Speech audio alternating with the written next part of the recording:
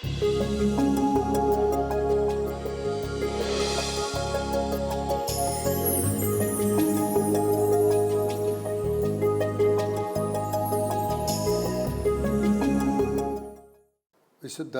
യോഹന്നാൻ എഴുതിയ സുവിശേഷം 21-ാം അധ്യായം 15 മുതൽ 19 വരെയുള്ള തിരുവചനങ്ങൾ. അവരുടെ പ്രാതൽ കഴിഞ്ഞപ്പോൾ യേശു ശിമോൻ പത്രോസിനോട് ചോദിച്ചു, യോഹന്നാൻ്റെ പുത്രനായ ശിമോനെ, നീ ഇവരെക്കാൾ അധികമായി എന്നെ സ്നേഹിക്കുന്നുവോ?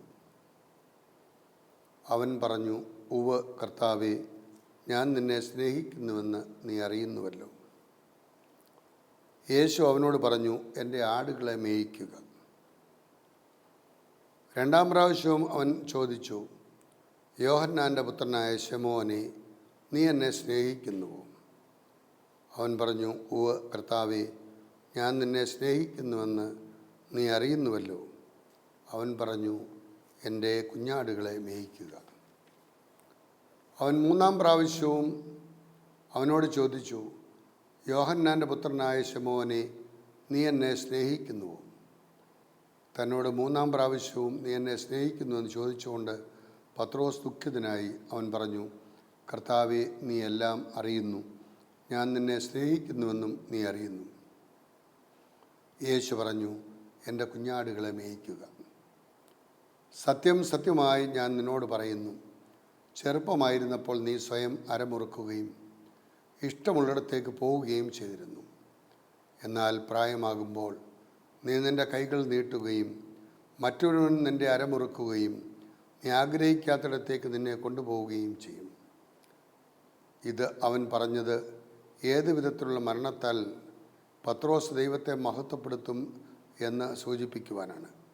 അതിനുശേഷം യേശു അവനോട്, എന്നെ അനുഗമിക്കുക എന്ന് പറഞ്ഞു. മിശിഹായിൽ പ്രിയ സഹോദരീ സഹോദരന്മാരെ, യേശുക്രിസ്തു വിളിച്ചു വേർതിരിച്ചു കൊണ്ട് നടന്ന 12 ശിഷ്യന്മാർക്കും പ്രത്യേകതകളുണ്ടായിരുന്നു. എന്നാൽ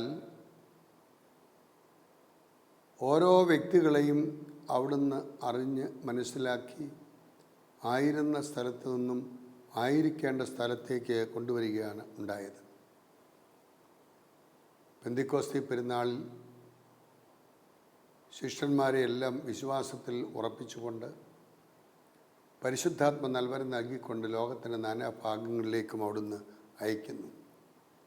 അവരോരോരുത്തരും അയക്കപ്പെട്ട സ്ഥലങ്ങളിൽ തന്നോടുകൂടി ആയിരുന്നു കൊണ്ട് അയക്കപ്പെട്ട ദൗത്യം നിറവേറ്റുവാൻ ആത്മാർത്ഥമായി പരിശ്രമിക്കുന്നു. ഒരു കാലത്ത് അന്യരായിരുന്ന നമ്മെ, ഒരു കാലത്ത് പരദേശികളായിരുന്ന നമ്മെ, ഇനിമേൽ നിങ്ങൾ അന്യരല്ല, പരദേശികളല്ല, കർത്താവായ യേശുക്രിസ്തുവാകുന്ന ഉറപ്പുള്ള അടിസ്ഥാനത്തിൽ അപ്പോസ്തലന്മാരുടേതായ തൂണുകളിൽ രക്തസാക്ഷികളുടെ, വിശ്വാസസാക്ഷികളുടെ കൂട്ടായ്മയിൽ പണിയപ്പെട്ട രാജകീയ കുടുംബത്തിലെ, പ്രവാചക കൂട്ടായ്മയിലെ പൗരോഹിത്യ കുലത്തിലെ അംഗങ്ങളാണെന്നുള്ള ബോധ്യം അവർക്ക് നൽകി. അങ്ങനെ വീരോചിതമായ ജീവിതം നയിച്ച് തമ്പുരാനെ മനുഷ്യരുടെ മുമ്പിൽ ഏറ്റുപറഞ്ഞ് മഹത്വപ്പെടുത്തിയ ആ 12 സ്ലീഹന്മാരോടുമുള്ള പ്രത്യേകമായ ഭക്തി നമുക്ക് ഏവർക്കും ഉണ്ട്. സ്ലീഹ നൊയമ്പ് ആചരിച്ചുകൊണ്ടാണ് നാം ആ പെരുന്നാളിന് വേണ്ടി ഒരുങ്ങുന്നത്. അപ്പോസ്തല സംഘത്തിന് തലവൻ ശമോൻ ബാർ ജോന, യോനായുടെ പുത്രനായ ശമോൻ എന്ന് യേശു തമ്പുരാൻ എടുത്തു പറഞ്ഞ് വിളിക്കുന്ന ഒരു വ്യക്തിയാണ് പത്രോസ്. അന്ത്രയോസിൻ്റെ സഹോദരനാണ് അദ്ദേഹം. അന്ത്രയോസാണ് പത്രോസിനെ യേശുവിൻ്റെ അടുത്തേക്ക് കൂട്ടിക്കൊണ്ടുവരുന്നത്. അപ്പോൾ അവർ മീൻ പിടിക്കുന്ന തൊഴിലായിരുന്നു, മുക്കുവരായിരുന്നു. ഈ സഹോദരങ്ങൾ പലസ്തീനായിലെ ഗലീലി എന്ന സ്ഥലത്താണ് അവർ ജീവിച്ചിരുന്നത്. ഗലീലി സ്വദേശികളെന്നാണ് അവരെ അറിയപ്പെട്ടിരുന്നത്. അവർ വിദ്യാവിഹീനരും സാധാരണക്കാരുമായ മനുഷ്യരായിരുന്നുവെന്ന് അപ്പോസ്തലന്മാരുടെ നടപടി പുസ്തകം 4-ാം അധ്യായം 13-ാം വാക്യം നമ്മെ ഓർമ്മിപ്പിക്കുന്നു. ഗലീൽ കടൽ തീരത്ത് വെച്ചാണ് പത്രോസിനെയും അന്ത്രയോസിനെയും മിശിഹ പ്രേക്ഷിത വേലയ്ക്കായി വിളിക്കുന്നത്. ആടിയുലയുന്നവനായ ശമോൻ എന്ന വ്യക്തിയെ വിളിച്ചു വേർതിരിച്ച് കർത്താവ് ഉറപ്പുള്ള അടിസ്ഥാനമാക്കി കേപ്പയാക്കി പാറയാക്കി മാറ്റുന്നു. പത്രോസാകുന്ന ഈ പാറയിന്മേലാണ് കർത്താവ് തൻ്റെ സഭയെ പണിത് ഉയർത്തിയിരിക്കുന്നത്. അപ്പോസ്തല ഗണത്തിലേക്ക് വിളിക്കപ്പെട്ട പത്രോസ് ജോലി ഉപകരണങ്ങളും ഒക്കെ ഉപേക്ഷിച്ചുകൊണ്ട് ഉടൻ തന്നെ യേശുവിനെ അനുഗമിക്കുന്നു. മനുഷ്യപുത്രൻ ആരെന്നാണ് ജനങ്ങൾ പറയുന്നത്? ചില സ്നാപയോഹന്നാൻ എന്ന്, ചിലർ ഏലിയ എന്ന്, ചില ജെറമിയ അല്ലെങ്കിൽ പ്രവാചകന്മാരിലെന്ന് ഒരുവനെന്ന് പറയുന്നു. എന്നാൽ ഞാൻ ആരാണെന്നാണ് നിങ്ങൾ പറയുന്നത് എന്ന ചോദ്യം ചോദിച്ചപ്പോൾ നീ ജീവനുള്ള ദൈവത്തിൻ്റെ പുത്രനായ മിശിഹയാണ് എന്ന് ഉത്തരം പറയുവാൻ കഴിഞ്ഞത് പത്രോസിനാണ്. യേശു പത്രോസിനോടായിട്ട് പറഞ്ഞു, യോനായുടെ പുത്രനായ ശമോനെ നീ ഭാഗ്യവാൻ. എന്തുകൊണ്ടാണ് അവൻ ഭാഗ്യവാനായത്? ഇത് ജഡമോ രക്തമോ അല്ല നിനക്ക് വെളിപ്പെടുത്തി തന്നത്. മാനുഷികമായ രീതിയിൽ അങ്ങനെ ഒരു ഉത്തരം പറയുവാൻ പത്രോസിന് സാധ്യമല്ല. ഇത് സ്വർഗസ്ഥനായ പിതാവാണ് നിനക്ക് വെളിപ്പെടുത്തിയത്.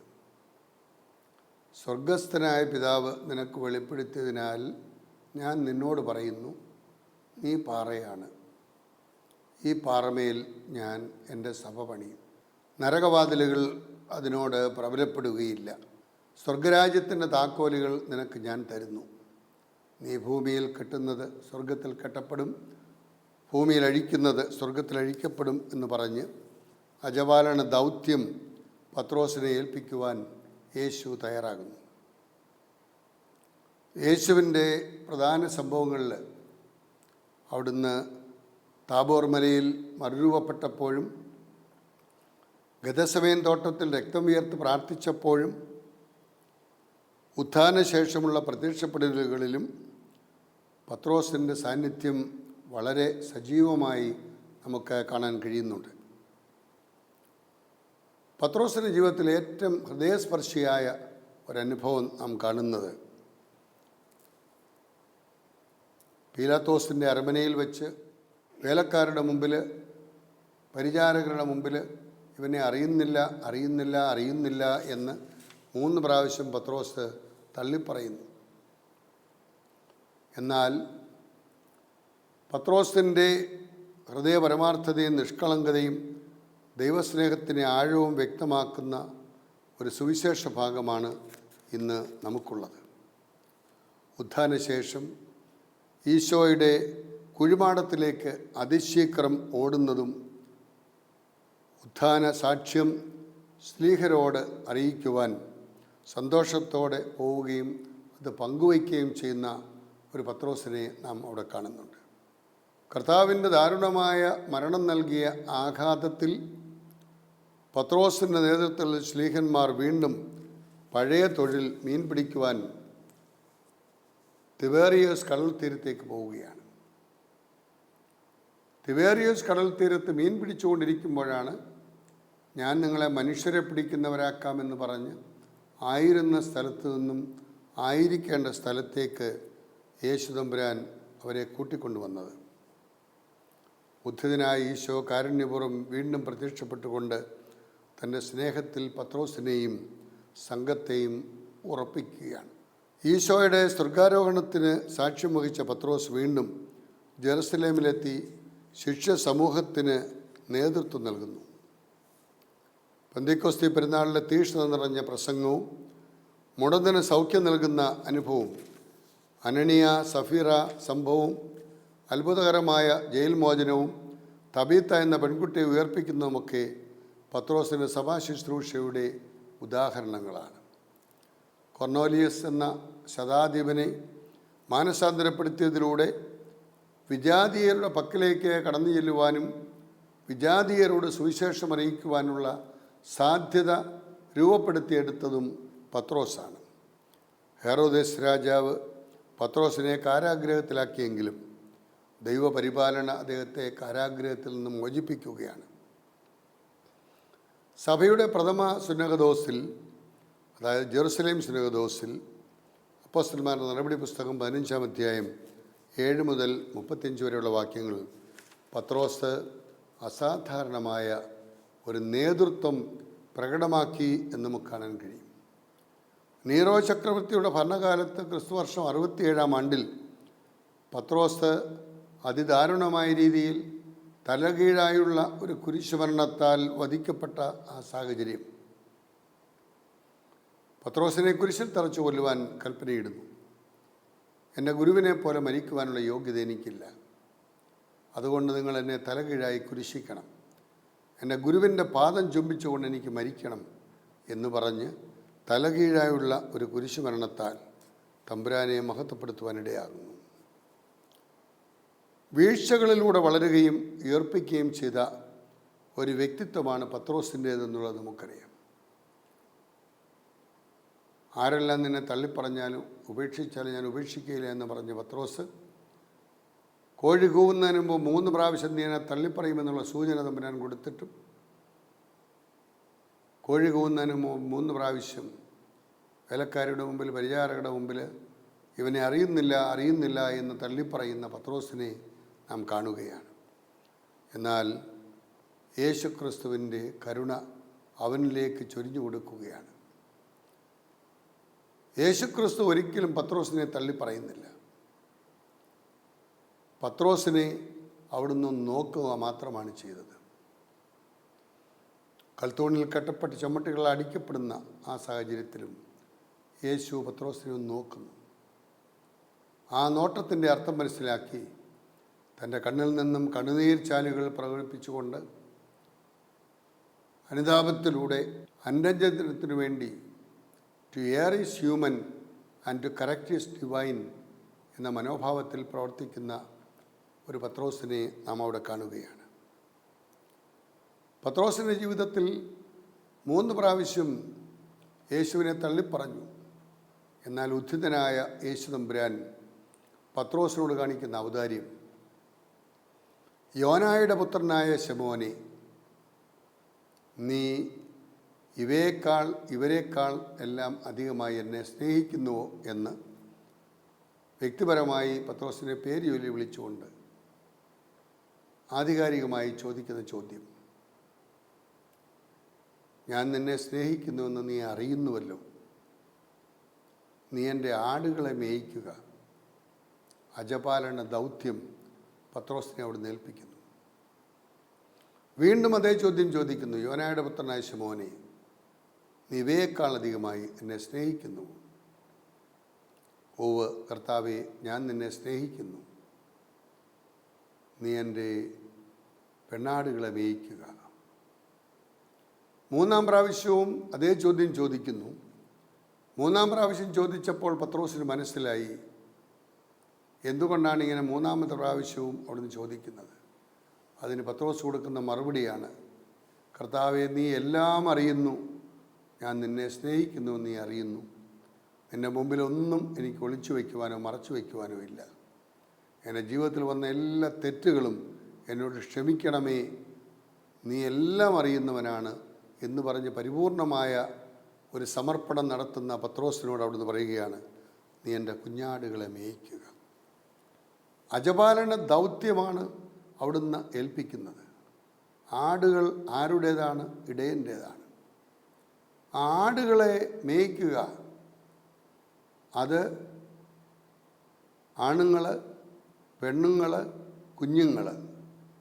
എൻ്റെ ആടുകളെ മേയ്ക്കുക, എൻ്റെ പെണ്ണാടുകളെ മേയ്ക്കുക, എൻ്റെ കുഞ്ഞാടുകളെ മേയ്ക്കുക. ആരെയും അവഗണിക്കാതെ ഓരോരുത്തരും ആയിരിക്കുന്ന സ്ഥിതിയിൽ അവരെ അംഗീകരിച്ചുകൊണ്ട് ആയിരിക്കേണ്ട സ്ഥിതിയിലേക്ക് കൊണ്ടുവരിക നിൻ്റെ കടമയാണ്. ആജപാലന ദൗത്യമാണ് ഏൽപ്പിക്കുന്നത്. ഈ ആടുകൾ എൻ്റേതാണ്, നീ എൻ്റെ ആടുകളെ മേയിക്കുക. പത്രോസിൻ്റെ ആടുകളല്ല. സഭാമക്കൾ ദൈവത്തിൻ്റെ മക്കളാണ്. അവരെ നമ്മെ പരമേൽപ്പിച്ചിരിക്കുന്നത് അവർക്ക് വേണ്ടി പ്രവർത്തിക്കുവാൻ, ഔദാര്യത്തോടെ പ്രവർത്തിക്കുവാൻ, കരുണയോടെ പ്രവർത്തിക്കുവാൻ, അവർക്ക് തമ്പുരാൻ്റെ കാരുണ്യം സംലഭ്യമാക്കി കൊടുക്കുവാൻ വേണ്ടിയാണ്. ആ ദൗത്യത്തിൽ നിന്നും നമുക്കാർക്കും മാറി നിൽക്കാനാവില്ല. അതാണ് പത്രോസിനെ അവിടുന്ന് ഉറപ്പിക്കുന്നത്. നീ എല്ലാം അറിയുന്നു. യേശു തമ്പുരാൻ എന്താണ് പറയുന്നത്? നീ ചെറുപ്പമായിരുന്നപ്പോൾ നിനക്കിഷ്ടമുള്ളതുപോലെ നടക്കുവാൻ കഴിഞ്ഞു. നീ പ്രായപൂർത്തിയായപ്പോൾ നീ നിൻ്റെ കൈകൾ നീട്ടുകയും മറ്റൊരുത്തൻ നിന്നെ ഉടുപ്പിക്കുകയും നീ പോകേണ്ട സ്ഥലത്തേക്ക് നിന്നെ കൂട്ടിക്കൊണ്ടുപോവുകയും ചെയ്യും. ഏത് വിധത്തിലുള്ള മരണത്താൽ പത്രോസ് തമ്പുരാനെ മഹത്വപ്പെടുത്തുവാൻ പോകുന്നു? ചെറുപ്പമായിരുന്നപ്പോൾ ഇഷ്ടമുള്ളതുപോലെ നടന്നു. ഇനിയും അങ്ങനെ ഇഷ്ടമുള്ളതുപോലെ നടക്കുവാൻ നിനക്ക് സാധ്യമല്ല. നിൻ്റെ കൈകൾ നീട്ടുകയും മറ്റൊരുത്തൻ നിന്നെ കൂട്ടിക്കൊണ്ടുപോവുകയും നീ ആയിരിക്കേണ്ട സ്ഥലത്തേക്ക് നിന്നെ നയിക്കുകയും ചെയ്യുന്ന ഒരു അനുഭവത്തിലേക്കാണ് നിന്നെ വിളിച്ചിരിക്കുന്നത്. പത്രോസിനെ സംബന്ധിച്ചിടത്തോളം അദ്ദേഹത്തിൻ്റെ വിശ്വാസത്തിൻ്റെ ദൃഢത, സ്നേഹത്തിൻ്റെ മൃദുലത, ഹൃദയത്തിൻ്റെ നൈർമല്യം പ്രത്യേകമായ സവിശേഷതകളാണ്. പത്രോസ് ശ്ലീഹ ശിഷ്യത്വത്തിൽ പുനരുദ്ധരിക്കപ്പെടുന്നതും ശ്ലീഹായിക്ക് യജമാന ദൗത്യം ഏൽപ്പിക്കപ്പെടുന്നതുമായ സുവിശേഷ ഭാഗമാണ് യോഹന്നാൻ്റെ സുവിശേഷം 21-ാം അധ്യായം 15 മുതൽ 19 വരെയുള്ള വാക്യങ്ങളോട് നാം വായിച്ചു കേട്ടത്. പത്രോസ് ശ്ലീഹായുടെ രക്തസാക്ഷ്യത്തെക്കുറിച്ചുള്ള പ്രവചനവും ഈ സുവിശേഷത്ത് അവതരിപ്പിക്കുന്നുണ്ട്. ശിഷ്യരുമൊത്ത് പ്രാർത്ഥന കഴിഞ്ഞപ്പോൾ ഈശോ പത്രോസിനോട് ചോദിച്ചു, യോഹന്നാൻ്റെ പുത്രനായ ശമോനെ, നീ ഇവരെക്കാൾ അധികമായി എന്നെ സ്നേഹിക്കുന്നുവോ? ഉപകർത്താവെ, ഞാൻ നിന്നെ സ്നേഹിക്കുന്നുവെന്ന് നീ അറിയുന്നുവല്ലോ. ശിഷ്യത്വം മിശിഹായുമായുള്ള ഒരു സ്നേഹബന്ധമാണ്. ഈ സ്നേഹബന്ധം ഒരു സാധാരണ സ്നേഹബന്ധമല്ല. പത്രോസിനോട് ഈ 3 പ്രാവശ്യം ആവർത്തിക്കുന്നത് സ്നേഹത്തെ കുറിക്കുന്ന 2 ഗ്രീക്ക് വാക്കുകൾ ഇവിടെ ഉപയോഗിക്കുന്നുണ്ട്. അഗാപ്പാൻ ദൈവീകമായ സ്നേഹം കുറിക്കുകയാണ്. ഫീലെയിൻ സുഹൃത്തുക്കൾ തമ്മിലുള്ള ഉറ്റ സ്നേഹത്തെ കുറിക്കുകയാണ്. ശിഷ്യത്തിന് അടുത്ത സ്നേഹം എന്ന് പറയുന്നത് ആ സുഹൃത്ത് സ്നേഹം, അതിൻ്റെ ബന്ധം തുല്യമായ സ്നേഹത്തിന് ഒരു മാനം കൂടി ഉൾക്കൊള്ളുന്നുണ്ട്. ഉദാഹരണം, കർത്താവ് അരുളി ചെയ്യുന്നു, ഇനി ഞാൻ നിങ്ങളെ ദാസന്മാരെന്ന് വിളിക്കുകയില്ല. ദാസൻ, ഞാൻ നിങ്ങളെ സ്നേഹിതന്മാരെന്ന് വിളിച്ചിരിക്കുന്നു. യോഹന്നാന്റെ സുവിശേഷം 15-ാം അധ്യായം 15-ാം വാക്യം, ഞാനിനി നിങ്ങളെ ദാസന്മാരെന്ന് വിളിക്കുകയില്ല, ഞാൻ നിങ്ങളെ സ്നേഹിതന്മാരെന്ന് വിളിച്ചിരിക്കുന്നു. എന്നാൽ ശിഷ്യത്വം മാനുഷികമായ സ്നേഹത്തിന്, അടുത്ത ബന്ധത്തിനും അതീതമാണ്. മാനുഷികമായ സ്നേഹത്തിനും അടുത്ത ബന്ധത്തിനും, ഫീലിയൽ, അതിനും ഒക്കെ അതീതമായിട്ടുള്ള ഒന്നാണ് ശിഷ്യത്വം എന്ന് പറയുന്നത്. മാനുഷികമായ എല്ലാ ബന്ധങ്ങളെയും അതിലംഘിക്കുന്ന ഒന്നാണ് ശിഷ്യത്വം. അത് വിളിച്ചവനോടുള്ള വിശ്വസ്തത, സഭയോടുള്ള വിശ്വസ്തത, സമൂഹത്തോടുള്ള വിശ്വസ്തത, ഇവയൊക്കെ വെച്ച് പുലർത്തുന്നു എങ്കിൽ മാത്രമേ അത് ഉൾക്കൊള്ളുവാൻ കഴിയുന്നു. അതുകൊണ്ടാണ് അവിടുന്ന് ചോദിക്കുന്നത്, ഇവയേക്കാളെല്ലാം അധികമായി എന്നെ സ്നേഹിക്കുന്നുവോ? പത്രോസ് ഉറപ്പിച്ചു പറയുകയാണ്, നീ എല്ലാം അറിയുന്നു, ഞാൻ നിന്നെ സ്നേഹിക്കുന്നുവെന്നും നീ അറിയുന്നു. ശിഷ്യത്വം ആവശ്യപ്പെടുന്ന സ്നേഹം കൊടുക്കുവാൻ പത്രോസ് തയ്യാറാകുന്നു. എന്നാൽ തൻ്റെ അനുഭവത്തിൽ, വെളിച്ചത്തിൽ അത് എത്ര എളുപ്പമല്ല എന്ന് പത്രോസിന് മനസ്സിലായി. കർത്താവെ, നീ എല്ലാം അറിയുന്നു, നിൻ്റെ മുമ്പിൽ ഒന്നും ഒളിച്ചു വയ്ക്കുവാനോ മറച്ചു വയ്ക്കുവാനോ എനിക്കാവില്ല, നീ എല്ലാം അറിയുന്നു എന്നുള്ള വിശാലമായ ഒരു ഉത്തരമാണ് അദ്ദേഹം നൽകുന്നത്. ശിഷ്യത്വത്തിനടുത്ത സ്നേഹമെന്ന് നിലനിർത്താൻ കഴിയുന്നത് വ്യക്തിയുടെ കഴിവ് എന്നതിനേക്കാൾ ദൈവത്തിൻ്റെ കൃപാവരത്താലാണ് എന്ന് വ്യക്തമാക്കുകയാണ്. Not because of our merit, നമ്മുടെ പണമോ പ്രതാപമോ സുഖമോ വിദ്യാഭ്യാസ യോഗ്യയോ അല്ലെങ്കിൽ കുടുംബമാഹാത്മ്യവും ഒന്നുമല്ല, അതിനപ്പുറമായിട്ടുള്ള ദൈവത്തിൻ്റെ കൃപാവരത്താലാണ് അവിടുത്തെ ശിഷ്യത്വം സ്വീകരിക്കുവാൻ കഴിയുക. 3 പ്രാവശ്യം ചോദിക്കുന്ന കർത്താവ് 3 പ്രാവശ്യവും പ്രത്യുത്തരിക്കുന്നു.